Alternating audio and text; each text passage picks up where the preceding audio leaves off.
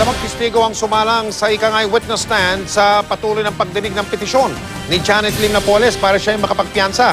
Tungkol po ito sa kaso niyang serious illegal detention. Ginait ng kampo ni Napoles na dapat na rin kasuhan yung mga whistleblower. Nakatutok si Ruth Cabal.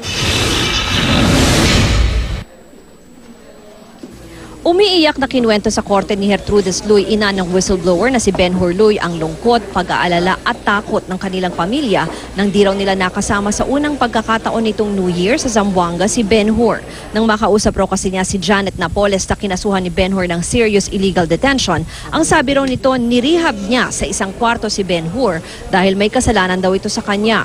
Ilang beses naman daw nakita ni Gertrudis ang anak sa 3 buwang sinabi nitong dinitini siya at lagi raw nitong kasama si Reynald Lim, ang kapatid ni Napoles at kapwa-akusado sa kaso. Lagi rin daw may nakabantay na bodyguard kay Luy. Di na raw nagawa ni Gertrudis na iuwi ang anak dahil ilang beses raw silang binantaan ni Reynald Lim na may mangyayari kay Benhur o sa kanilang pamilya. Sabi pa raw ni Lim, huwag silang magsusumbong sa mga otoridad dahil hawak daw nila ang gobyerno. Pumunta rin daw si Gertrudis sa Magallanes Village sa Makati City kung saan sinasabing nadetine si Benhur ng 3 buwan.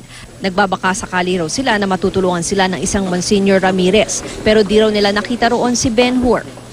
Ang depensa ang inusisa naman ang laman ng sinumpaang salaysay ni Gertrudis. Nalaman daw kasi nila na kinulong si Benhur base na rin sa sulat nito sa kanyang mga magulang. Pero sabi ng depensa wala namang sinabi si Luy na ganon sa kanyang sulat. At sinabi pa nga nito na dapat humingi ng tawad ang pamilya nila mula kay Napoles. Inamin ni Gertrudis di niya masyado naintindihan ang sulat na iyon dahil binasa lang ito sa kanya ng anak na si Annabel at gulong-gulo na rin daw ang isip niya noon. Iniharap ding testigo ang dating janitress at bookkeeper ni Napoles na si Marina Sula. Pero tinanggap na lamang ng depensang offer of testimony kung saan sinabi ni Sula na nakita at narinig niyang sinabi ni Napoles na tinraidor daw siya ni Benhur. May alam rin daw si Sula sa ilang mga transaksyon ni Napoles sa BIR at sa mga ari-arian nito.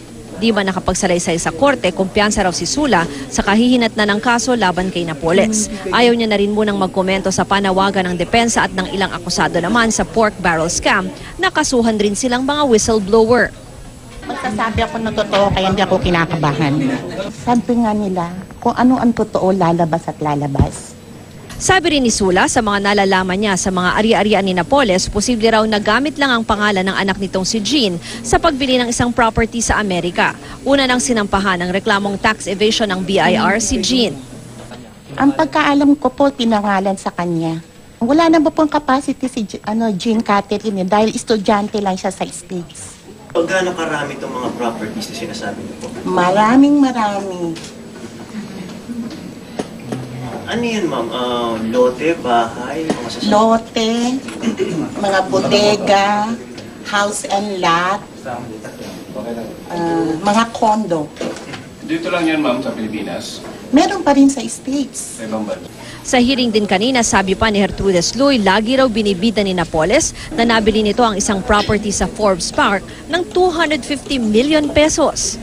The whistleblowers who I think have designated themselves as chief witnesses are not named as respondents. So they are free to say anything they want to say, even if it's not under oath, which is most unfair. And I think it is anomalous.